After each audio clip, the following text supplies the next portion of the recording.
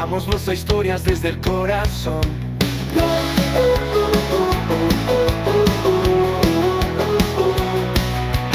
Damos voz a historias desde el corazón.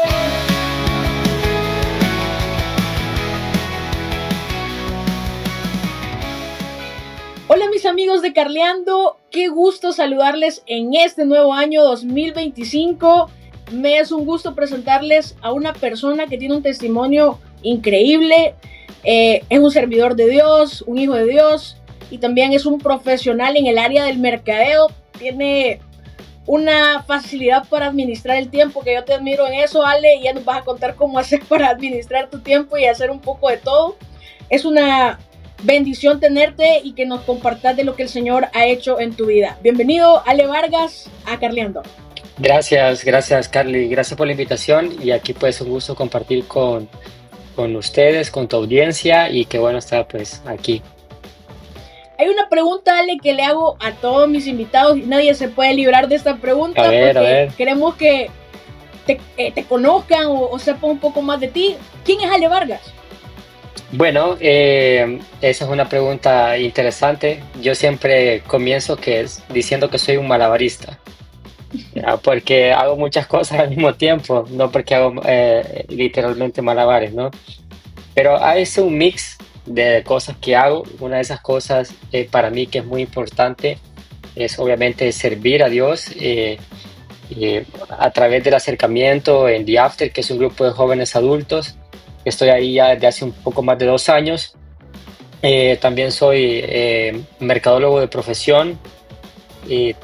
Hago muchísimas cosas a nivel de marketing, además de enseñar por pasión. Ya enseño marketing digital, a mí eso me encanta. Aunado a esto, me encanta también poder estar cercano a la gente, viendo cómo desarrollarlos de cierta manera, cómo guiarlos, cómo mentorearlos, entre comillas.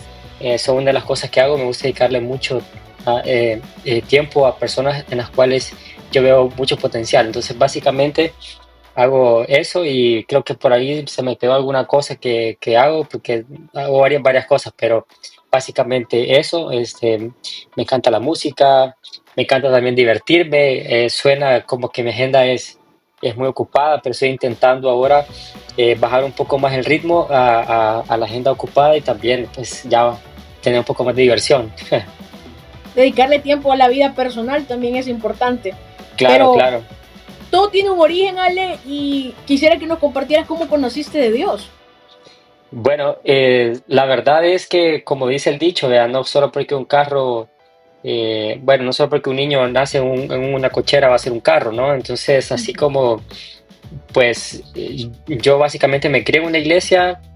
Bueno, crecí en una iglesia. No es que sea familia de un pastor ni nada de eso, sino más bien que me llevaron desde pequeño porque yo nací con una enfermedad, bueno, que era bien complicada para mí, ¿no? Estaba enfermo del intestino hace muchos años, cuando recién estaba comenzando, y literalmente mi mamá le dijeron, bueno, si usted no lleva a su hijo a una iglesia, capaz se puede morir. Pero en ese entonces era algo bien interesante porque había mucho mover de Dios en ese sentido. Y nada, mi mamá fue, porque en aquel entonces, estoy hablando de los 90, imagínate, había muy poco avance en la medicina, había muchas cosas que pareciera ser que lo que te estoy contando es como más de desconocimiento o cierta ignorancia a nivel de ciencia, pero la verdad es que no, es parte del proceso y el mover de Dios en la vida de mi familia. Y así fue como mi mamá, sin conocer de Dios, llegó a una iglesia. Y nada, mi mamá se quedó precisamente porque necesitaba un milagro de Dios en mi vida, y así fue una cosa muy loca que aconteció y Dios ha ido obrando en ese sentido. Entonces así fue como, digamos, yo comencé a crecer en una iglesia, ¿no? Cristiana. Sin embargo, que pasó todo eso que te estoy mencionando, que parece muy sobrenatural, bueno, es sobrenatural, muy loco, pero yo realmente no tenía, ya cuando tenía entre los 10, 12 años, me decían, Dios ha hecho un milagro en tu vida, y yo sí, no, ya cuando la adolescencia no se interesa uno realmente por Dios. Hasta después de los, te diré, 17 años, 18 años, por ahí yo iba a conciertos de música electrónica que en aquel entonces eran muy famosos, ¿no? Estaba muy de moda. Y entonces hay de esos chistosos conciertos de los que la gente iba de música electrónica con lentes oscuros en la noche, Ok. sandalias, era súper random. Pero en esos momentos, yo de repente, como estando en el concierto, yo nunca, la verdad, fui a un concierto a tomar, no sé, siempre fui tranquilo, pero había un momento en que el concierto se ponía, digamos, bueno, o estaba nice o tranquilo, o no sé, depende de diferentes momentos. Me quedaba como viendo hacia el fondo de la tarima, así, de verdad, como te digo, sin tomar ni nada, o sea, es como solo me quedaba y sentía muy fuerte la presencia de Dios en esos lugares donde Dios me decía, te amo. Y era como un recordatorio de Dios de que ese no era mi lugar. Dios no de ninguna manera me dijo, ese no es tu lugar, o ¿qué estás haciendo aquí? Te voy a castigar. No, para nada. Era un llamado de amor muy bonito que me hizo entender que ese no era mi lugar. Entonces ahí fue cuando comencé a genuinamente interesarme por Dios. Después, bueno, se puso de moda todo ese tema de Panda, ¿te acuerdas de la cosa de los emos? Así que, y me gustó mucho la guitarra. Yo dije, me encanta la guitarra, voy a comenzar a tocar y no sé qué, por eso. Y luego un amigo me invitó a la iglesia a tocar con él. Y así fue como, debido al hecho de necesitar un guitarrista, me invitaron a una iglesia y ahí sí genuinamente me interesé por conocer de Dios.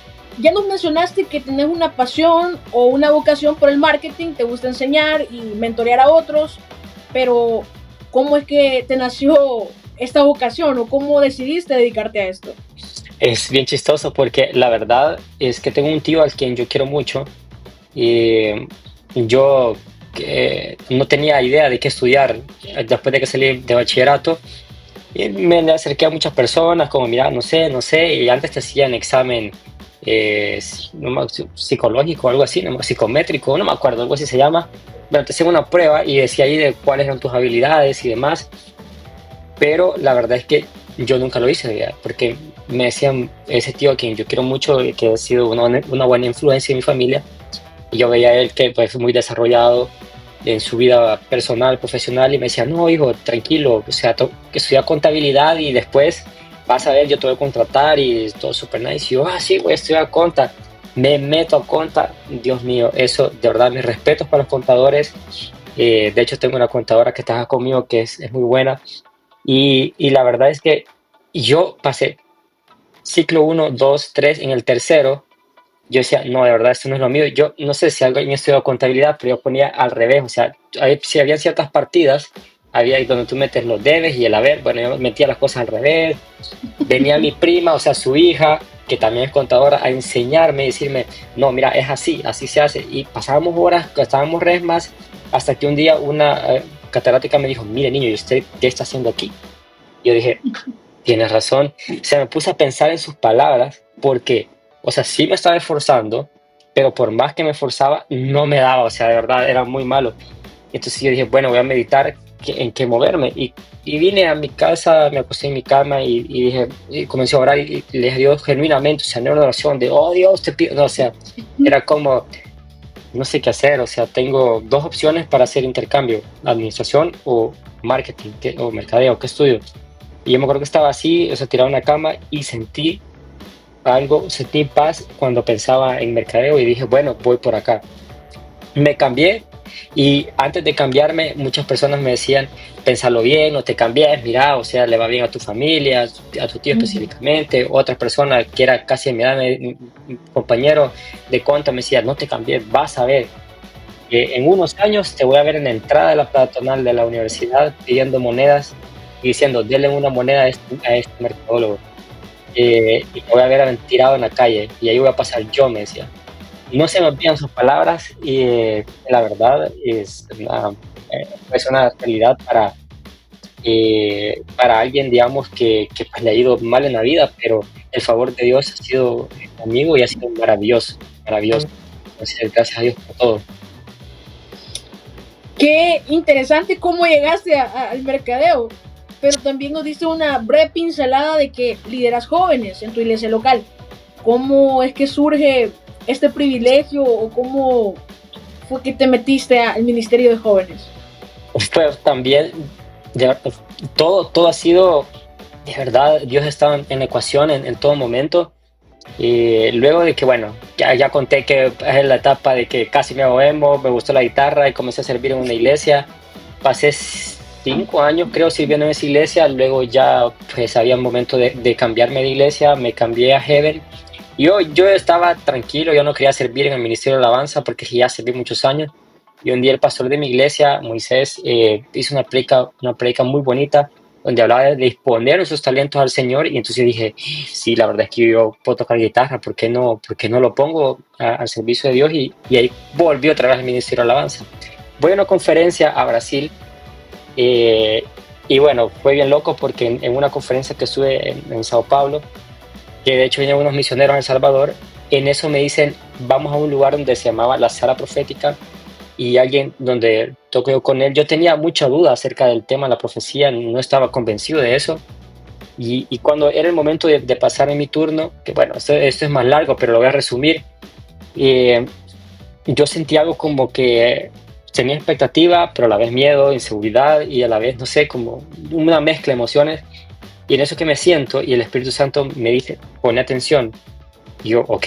Entonces hablo con el brother con el que estaba enfrente, porque te tocaba imagínate, en una sala, un auditorio enorme, como de 30 personas, donde solo había una silla enfrente tuya, así one to one, y a la que quedaba sola, ahí te mandaban, o sea, no andaban eligiendo. Me siento y el brother me dice, hey, mi nombre es Henry, o sea, mi nombre es Henry, ¿cuál es su nombre? ¿Y cuál es tu nombre? Y yo, Alejandro. Alejandro, El Salvador, ¿eh? Me dice que sí era de El Salvador.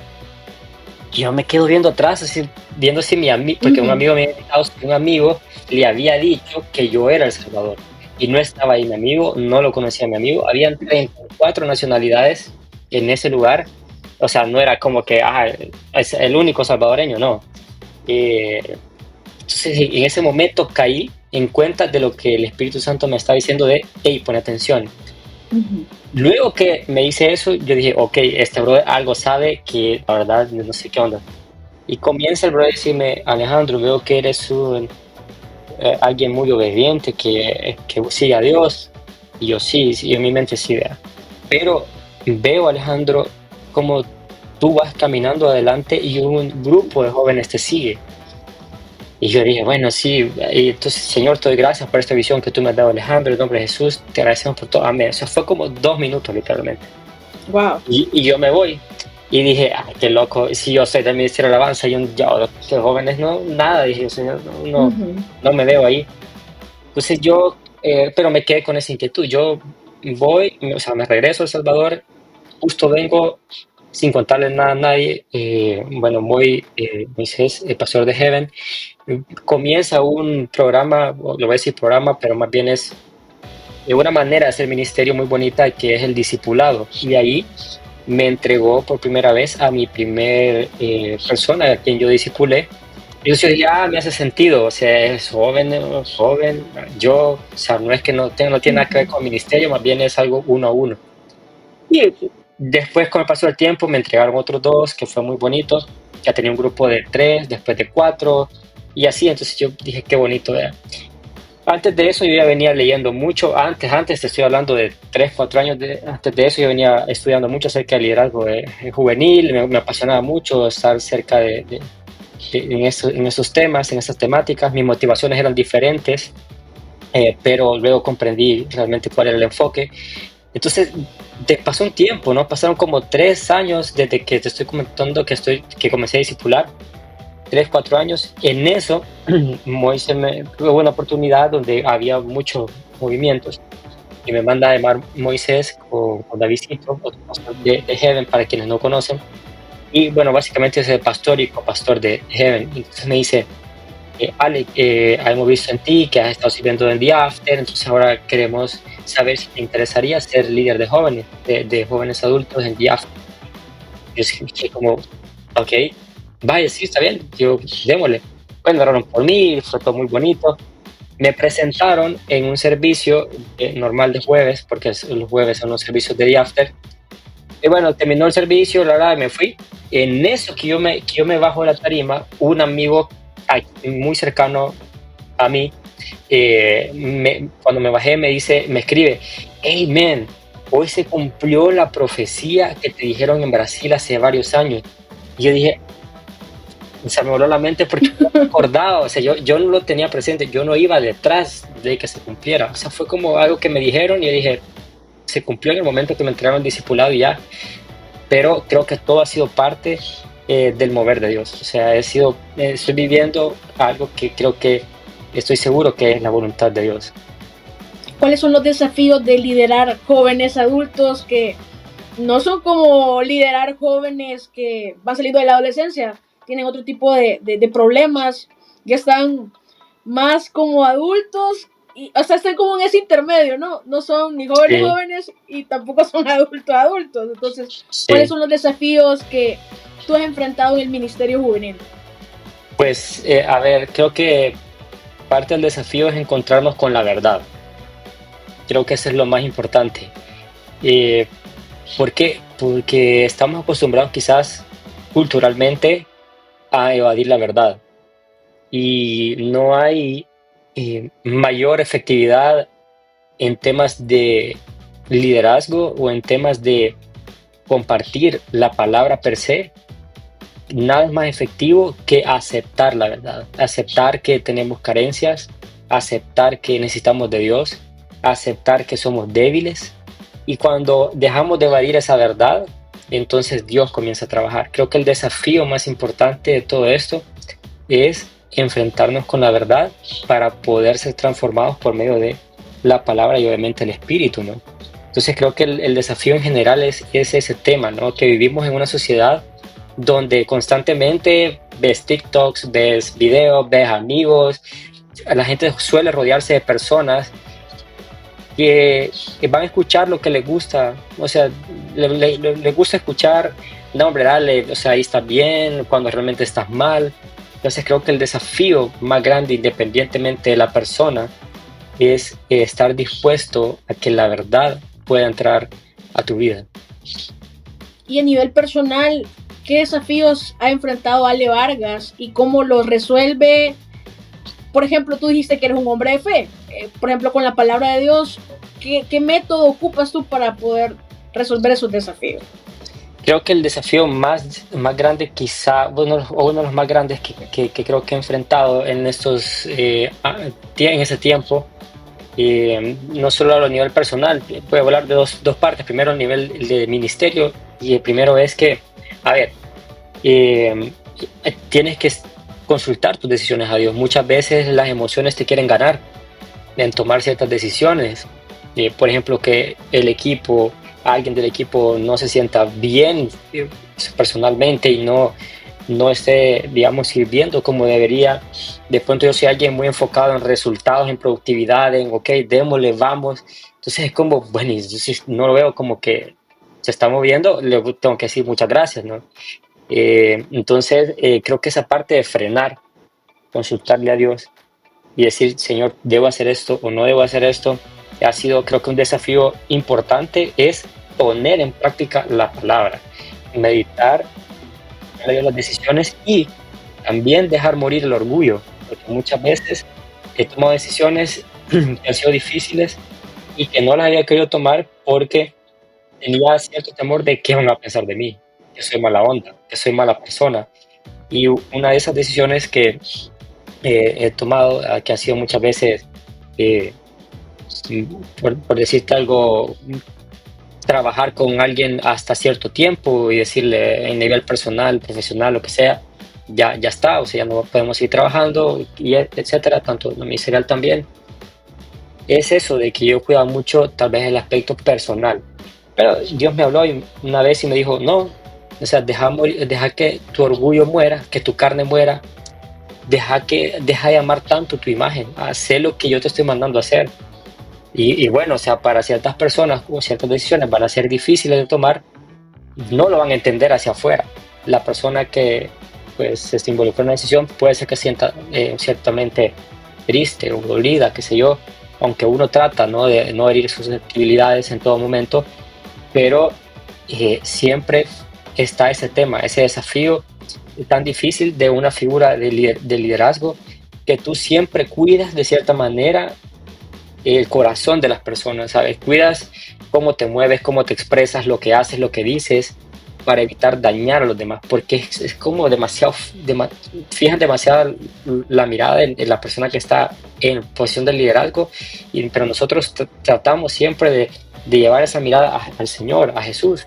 Entonces, cuando tomamos esas decisiones que afectan, entre comillas, la imagen de alguien, está súper claro de que no se trata de uno, sino que del Señor, ¿verdad? Entonces, ahí no importa al final lo que si piensan mal, que obviamente no es con mala intención, pero al final del Señor siempre es la gloria y Él es el único que es perfecto en medio de todo esto.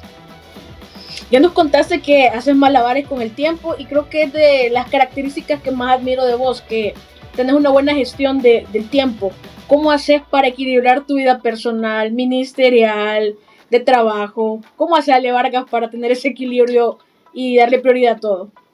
Sí, de hecho me acabo de acordar que tengo una empresa, una empresa de marketing digital, que es lo que se me quedaba. Estoy distribuido en 4 cosas ahorita, en mi tiempo, pero a ver, una de las cosas muy importantes es planificar.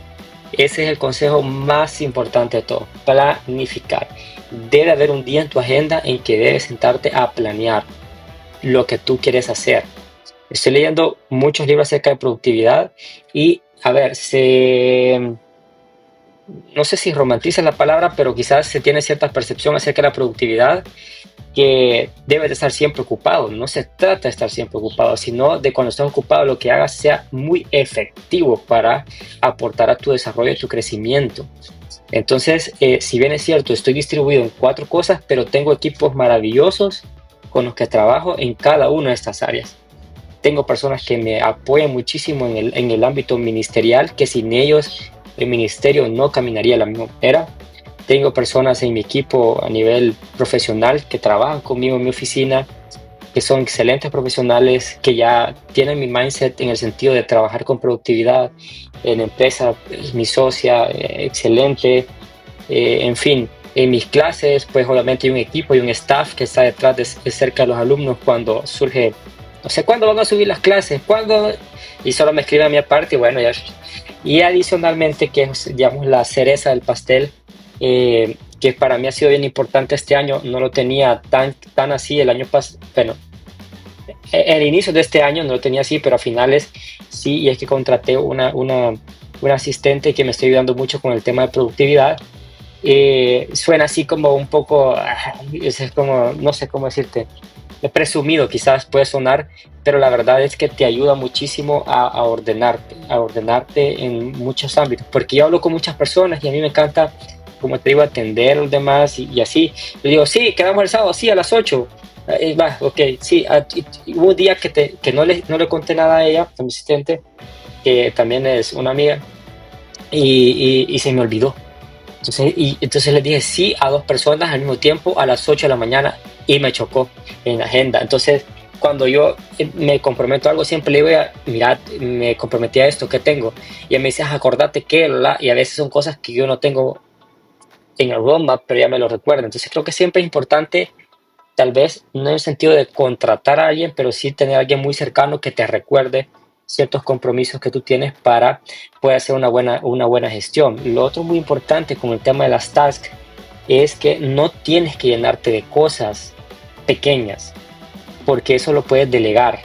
A ver, tú puedes estar involucrado en muchas cosas al mismo tiempo y eso está nice, pero las pequeñas cosas tú puedes delegárselas a alguien, pagarle a alguien que te ayude, que aunque sea poquito, pero que sea alguien que ese poquito que tú le pagas le ayuda a desarrollarse como persona, como profesional, y entonces tú te encargas de las cosas que son más pesadas, que llevan más complejidad, que literalmente tienes que estar tú enfrente para tomar esa decisión, una negociación y ese tipo de cosas, ¿no? Por ejemplo, cuando hablo con mis clientes y estamos hablando de temas de negociación, estoy yo presente o un face to face en una reunión, lo que sea, y luego mi equipo se encarga de atenderle en el día a día. Entonces, y ahí está, o sea, es cuestión de delegar, pero también planificar. Y luego de que, obviamente el orden es planificar, delegar, cuando delegas, ver que la ejecución sea buena y luego tener un tiempo de retroalimentación. Entonces todo es un proceso para que esto funcione. Qué buenos tips.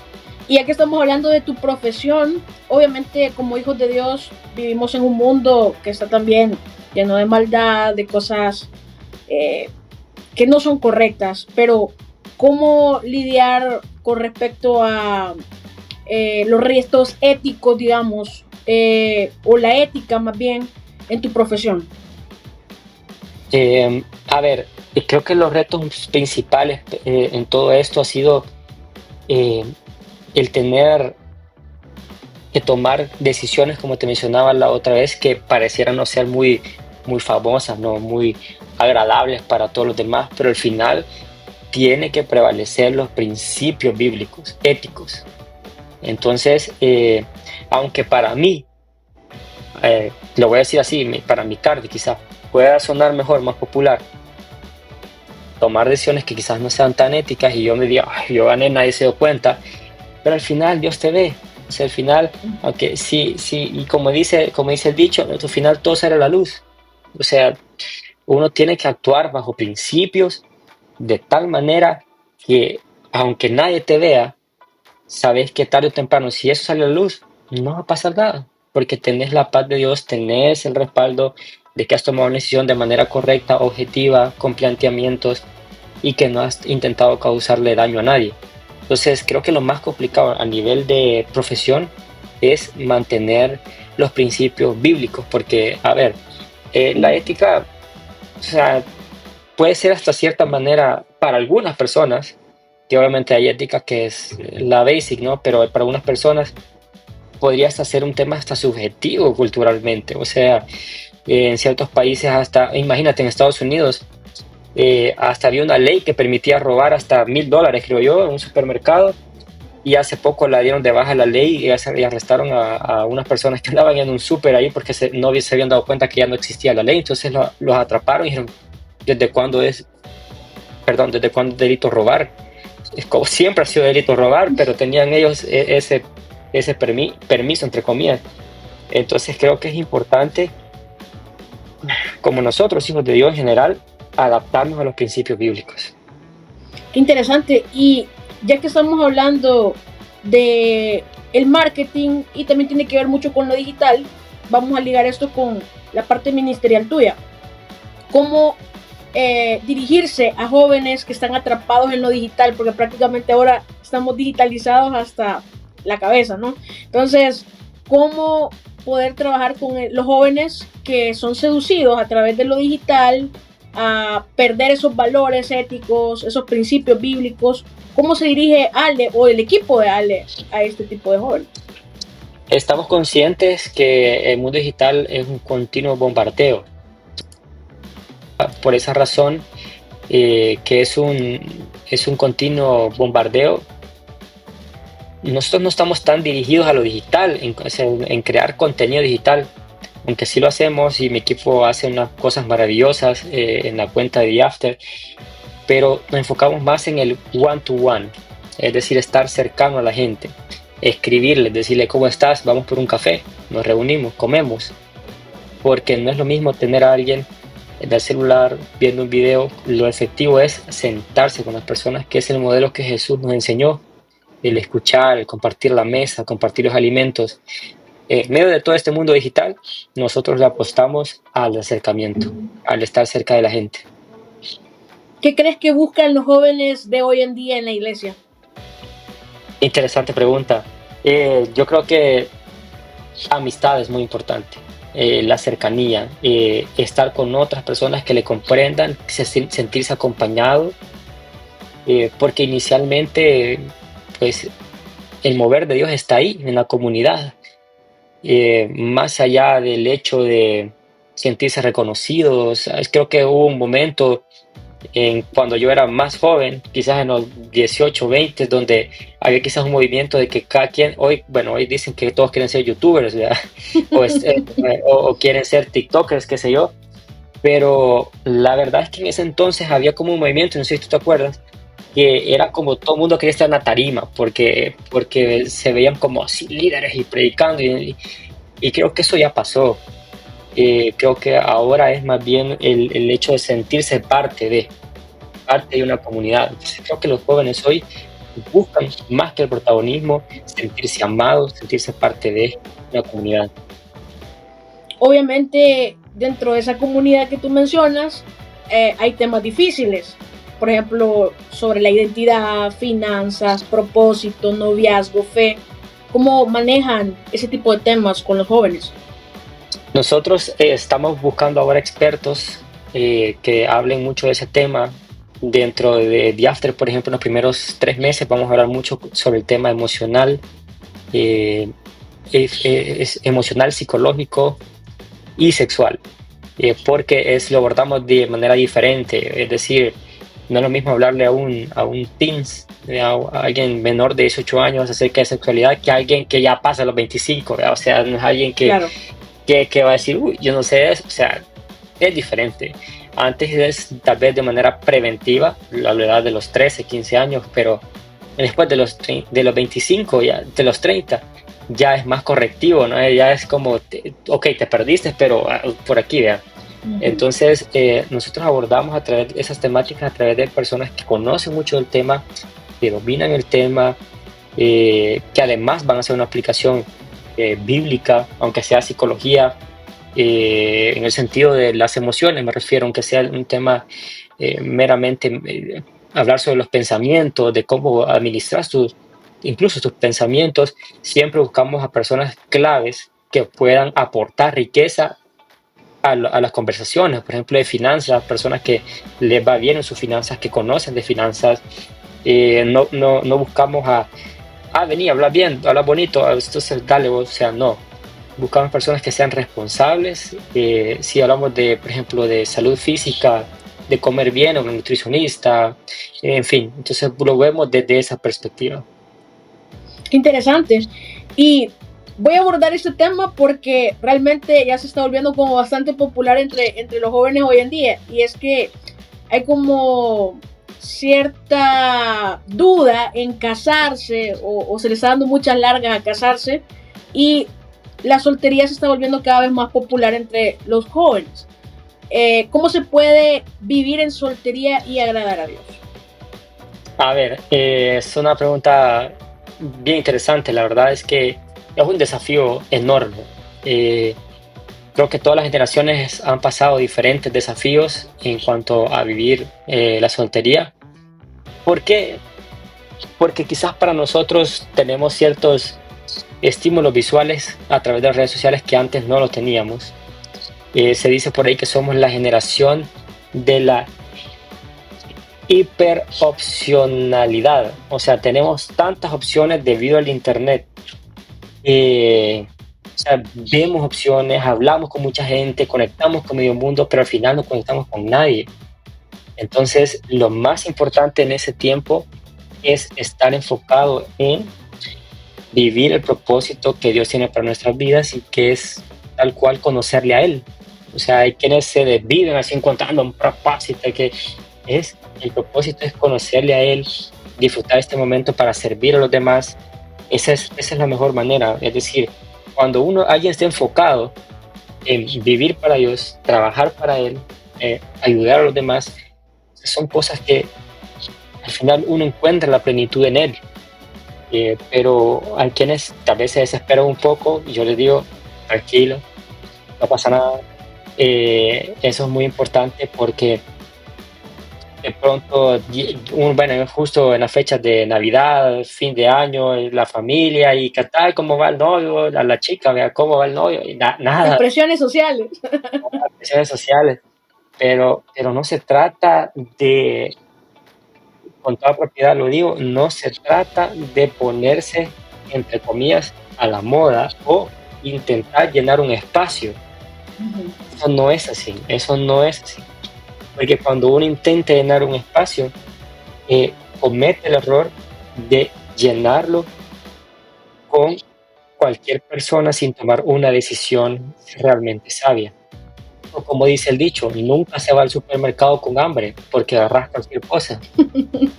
Y esto lo digo con mucho respeto, no denigrando a ninguna persona, sino más bien en el sentido de no ver que sean dos personas totalmente incompatibles, sino más bien que es un tema emocional de la época, de la edad, de que ya estoy llegando a los 30, ya estoy llegando a los 40 y no, que sea vos venite y yo siento que vamos a pasar, así que vos démosle, o sea, no, porque a ver, ahí es donde vienen las malas decisiones, o sea, cuando se intenta llenar un espacio, realmente muchos hablan de cómo esperar la voluntad, y realmente es trabajar en ti mismo, trabajar en ti mismo, en comer bien, en dormir bien, en hacer proyectos, en trabajar tu físico, hacer ejercicio, cuidarte integralmente, porque uno no va detrás de esas cuestiones, más bien, es decir, si uno se enfoca en sí mismo, solo de repente conoces a alguien y nice. Y lo he visto en mis amigos que están felizmente casados. O sea, no estoy hablando por mí, sino por mis amigos que de verdad trabajaron mucho en ellos, su vida normal, siguieron y ahí están. O sea, están muy bien casados, están muy felices y eso me da buen ánimo. Me da buen ánimo saber que siempre hay un equilibrio, ¿no? También, a pesar de trabajar mucho en uno mismo, no caer en la rutina de ser workaholic, porque hay que también salir, socializar, conocer personas, si no, en el trabajo nadie te va a encontrar, o sea, no se trata de eso, hay que salir también un poco más, ¿no? Entonces, ¿es el propósito para ti en este nuevo año? Ser Equilibrar, workaholic. sí, reducir, sí, equilibrar un poco más, socializar un poco más, porque cuando viene lo duro, lo difícil, pues, o sea, así de que mis amigos cercanos me dicen, ven, te perdí 2 meses, 3 meses, y no, pero nadie está más ocupado, hacen burla, así, nadie está más ocupado que usted, ni el presidente está tan ocupado como usted, y yo, no molesten, ¿verdad? Pero es eso, o sea, de verdad, la vida se va, el tiempo se va, Carly, y ya no vuelve. Entonces, creo que es importante el equilibrio. Ahora, ¿qué consejos finales le darías a otros jóvenes como tú sobre mantener su fe y propósito en tiempos tan difíciles como los que vivimos? Ya dijiste que estamos infoxicados, le llamo yo, o sea, tenemos tanta información por Sí. todos lados, pero ¿cómo podemos encontrar el propósito, amar a Dios, esperar el tiempo de Dios, confiar más en Él y menos en nosotros mismos? De hecho, lo que la palabra nos anima es a no desanimarnos en hacer el bien, porque en su debido tiempo, dice, cosecharemos. Entonces, si hay algo que, no sé a los que están viendo esto, pero a mí, muchas veces he sentido que, bueno, y ni se congrega, ni teme a Dios y ya está casado, o que tiene familia, tiene empresa, y cómo le va de bien, y dice como, Señor, Dios, tiene del Señor, ¿verdad? Misericordia. Es que no es así, sino no se canse de hacer el bien. Ese es el consejo que yo podría compartir, porque, a ver, en esa sociedad que necesita a Jesús, nosotros, a través de vivir la palabra y compartirla, debemos de ser quienes demos ese sorbito de agua en un mundo que está muy sediento de Dios, ¿sí?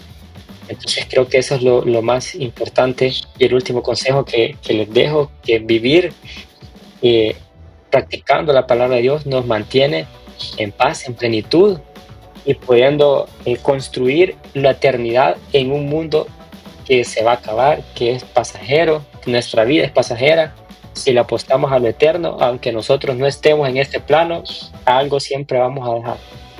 Qué refrescante esta plática y hablar con alguien que ha entendido que Dios es la fuente de toda bendición y que no solamente debemos buscarlo porque Él nos da bendiciones, sino que porque de Él depende todo, de Él somos.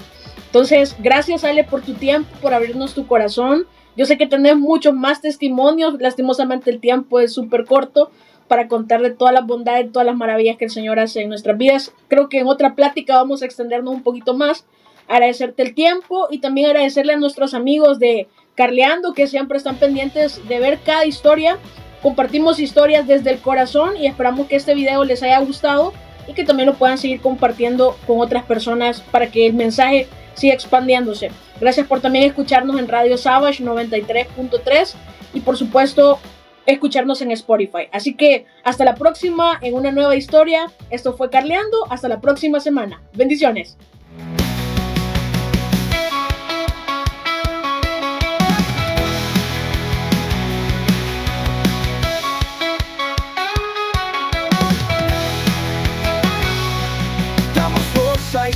historias desde el corazón.